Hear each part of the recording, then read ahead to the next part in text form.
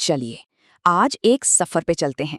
हमारे आसपास जो ठोस चीजें हैं, नमक के एक छोटे से दाने से लेकर हमारे स्मार्टफोन के अंदर लगी चिप तक, उनके भीतर की अदृश्य दुनिया में कभी सोचा है ये चीजें ठोस क्यों हैं और कैसे उनकी अंदरूनी बनावट, उनका आर्किटेक्चर ये तय करता है कि वो बाहर से कैसे दिखेंगी या कैसा बर्ताव करेंगी। आज इसी छिपी हुई ज्यामिति दुनिया को समझने की कोशिश करते हैं। शुरुआत एक अजीब सी पहेली से करते हैं। अगर यूरोप के पुराने सदियों पुराने चर्चों को देखें तो उनकी कांच की खिड़कियां नीचे से थोड़ी मोटी होती हैं। ये बड़ी अजीब बात है ना। कोई चीज जो पत्थर जैसी सख्त और स्थिर लगती है वो भला ऐसा बर्ताव क्यों करेगी? तो क्या ठोस चीजें हमेशा सच में ठोस होती हैं?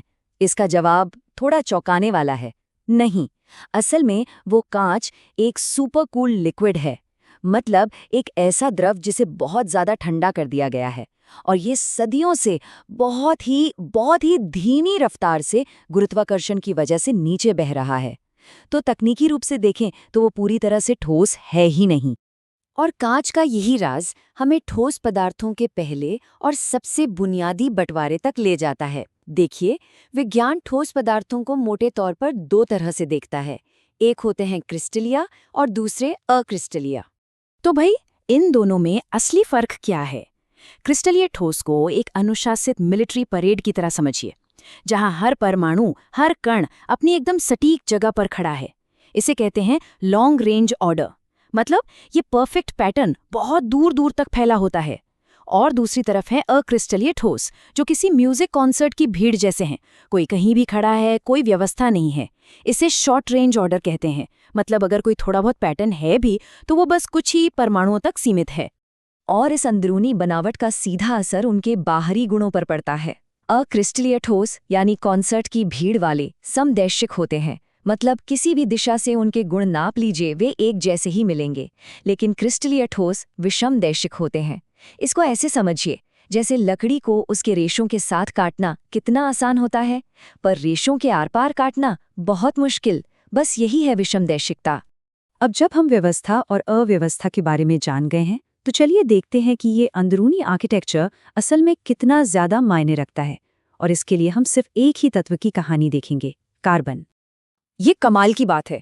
हीरा और ग्रेफाइट दोनों 100% कार्बन है, कोई और मिलावट नहीं।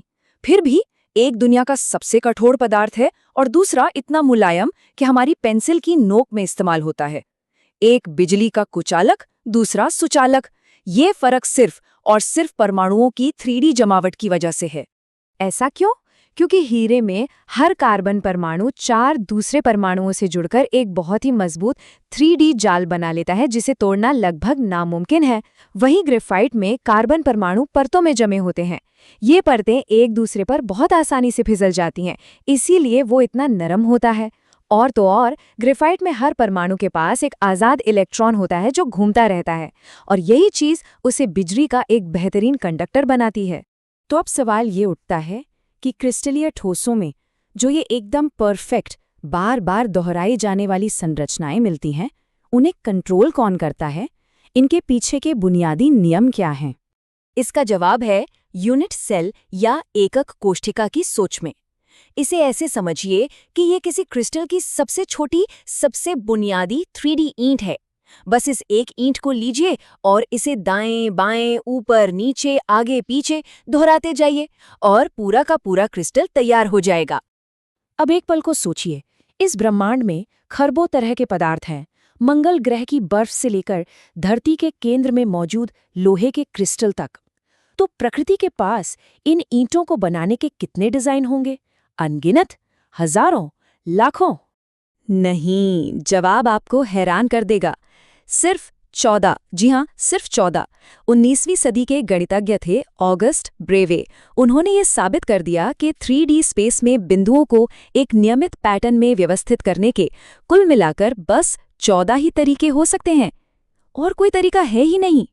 इसका मतलब ये हुआ कि हमारे ब्रह्मांड में क्रिस्टल की जितनी भी विविधता है, वो सब इन्हीं 14 मौलिक ब्लूप्रिंट्स पर बनी है।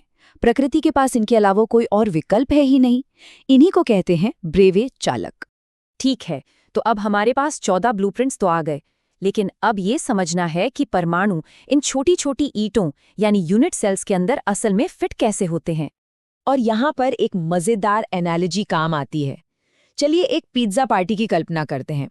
यूनिट सेल के कोने पर बैठा एटम वो उस पिज्जा की तरह है जिसे कई दोस्त मिलकर शेयर कर रहे हैं। वो पूरी तरह से किसी एक का नहीं होता। देखिए, जो परमाणु किसी यूनिट सेल के कोने पर है वो असल में 8 अलग-अलग सेल्स का हिस्सा होता है, तो हर सेल को उसका सिर्फ 1/8 हिस्सा ही मिलता है। जो परमाणु दीवार के बीच में यानी फलक पर है वो 2 सेल्स में बटा होता है, तो हर एक को मिलता है आधा। और जो परमाणु ठीक बीचों बीच है वो पूरा का पूरा उसी एक सेल का होता है, वो किसी से साझा नहीं होता। तो जब हम इन सारे टुकड़ों को जोड़ते हैं तो बड़ा दिलचस्प नतीजा निकलता है। सबसे सरल वाली घनियों कोष्ठिका में कुल मिलाकर बस एक परमाणु होता है। अंतः केंद्रित में 2 होते हैं और जो सबसे घनी पैकिंग वाली फलक केंद्रित संरचना है उसमें 4 परमाणु होते हैं। लेकिन यहाँ एक बहुत जरूरी बात है, प्रकृति चाहे कितनी भी अच्छी पैकिंग कर ले, वो कभी भी 100% जगह नहीं भर सकती। इन गोल गोल परमाणुओं के बीच हमेशा कुछ न कुछ खाली जगह बच ही जाती है। और यही खाली जगह, जिसे वैज्ञानिक रिक्तियां या वॉइड्स कहते हैं, असल में भविष्य की टेक्नोलॉजी की कुंजी है। ये समझना कि इन खाली जगहों का इस्तेमाल कैसे किया जाए, यही नए नए पदार्थ बनाने का राज है। इसका सबसे बढ़िया उदाहरण है स्टील। हम क्या करते हैं, लोहे के परमाणुओं के बीच जो खाली जगह होती है उसमें कार्बन के छोटे छोटे परमाणु फंसा देते हैं। अब ये कार्बन के परमाणु एक कील की तरह काम करते हैं जो लोहे की परतों को एक दूसरे पर फिसलने से रोकते हैं, और नतीजा स्टील शुद्ध लोहे से कई कई गुना ज्यादा मजबूत बन जाता है। तो देखिए, हमने कहाँ से शुरू किया था, बहते हुए कांच के एक छोटे से रहस्य से, और हम पहुंचे उन 14 ब्रह्मांडीय ब्लूप्रिंट्स तक जो सभी क्रिस्टलीय पदार्थों की नींव हैं। हमने ये भी देखा कि कैसे परमाणुओं का अंदरूनी आर्किटेक्चर ही उनके बाहरी गुणों को तय करता है। लेकिन कहानी यहाँ खत्म नहीं होती। चलिए इस विश्लेषण को एक सवाल के साथ खत्म करते हैं। प्रकृति ने हमें 14 डिजाइन दिए हैं, पर क्या होगा अगर हम लैब में परमाणुओं को जबरदस्ती उन आकारों में ढालें जो प्रकृति के इन 14 नियमों को तोड़ते हों, जैसे कि कार्बन नैनोट्यूब के साथ किया जाता है? क्या ये मुमकिन है कि भविष्य में हम पदार्थ की कोई ऐसी बिल्कुल नई अवस्था खोज निकालें जो इन बुनियादी ज्यामितीय नियमों को ही चुनौती दे दे और विज्ञान को हमेशा के लिए बदल दे? सोचने वाली बात है।